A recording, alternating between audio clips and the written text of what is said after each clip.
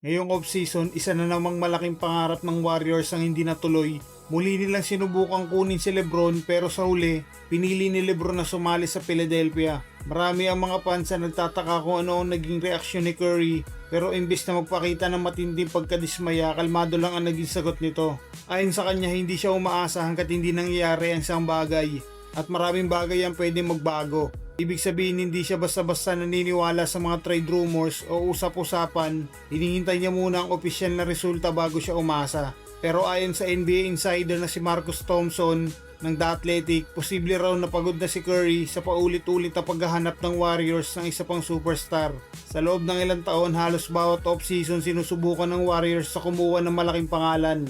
Nakuha nila si Jimmy Butler noong 2025 pagkatapos ay sinubukan nilang habulin sina Lebron, Giannis, Jaylen Brown at Anthony Davis. Pero sa lahat ng mga planong iyon, wala ring bagong superstar na dumating para sa Warriors. Dahil dito, naniniwala si Marcus Thompson na baka mas gusto na ngayon ni Curry ng ibang direksyon. Sa halip na umasa sa isang malaking trade, baka mas gusto niya magkaroon ng mas bata, mas mabilis at mas malalim na roster. Parang gusto niyang bumuo ng isang kompletong kupunan kung saan lahat ay may ambag, hindi lang umaasa sa isang malaking pangalan. Hindi naman sinabi ni Curry na tutol siya sa plano ng Warriors. Sa katunayan, sinabi pa rin niyang gusto niyang mabuo ang pinakamagandang roster na posible. Pero aminado siya na nagbago ang sitwasyon ng team.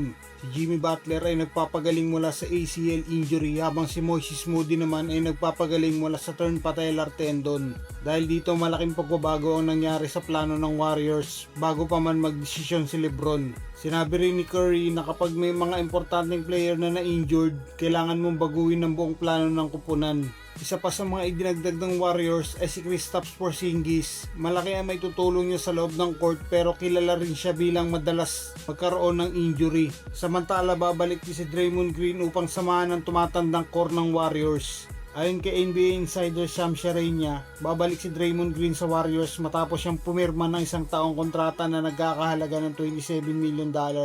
Ayon sa ulat, nag-opt-out muna si Draymond Green sa dati niyang kontrata para mabigyan ng pagkakataon ng Warriors na subukang kunin si Lebron sa free agency. Ginawa ito para magkaroon ng mas malaking salary cap flexibility ang Warriors at mas tumaas ang tsansa nilang mabuo ang tambalan ni Steph at Lebron.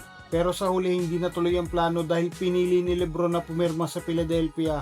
Dahil dito bumalik si Draymond Green sa Warriors sa parehong halaga ng kontrata na kanyang iniwan.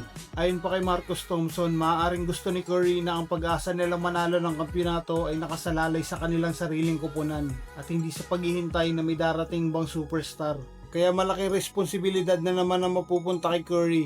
Sa edad na 38 at papasok sa huling taon ng kanyang kontrata, inaasahan na namang siya ang magiging pangunahing sandigan ng Warriors.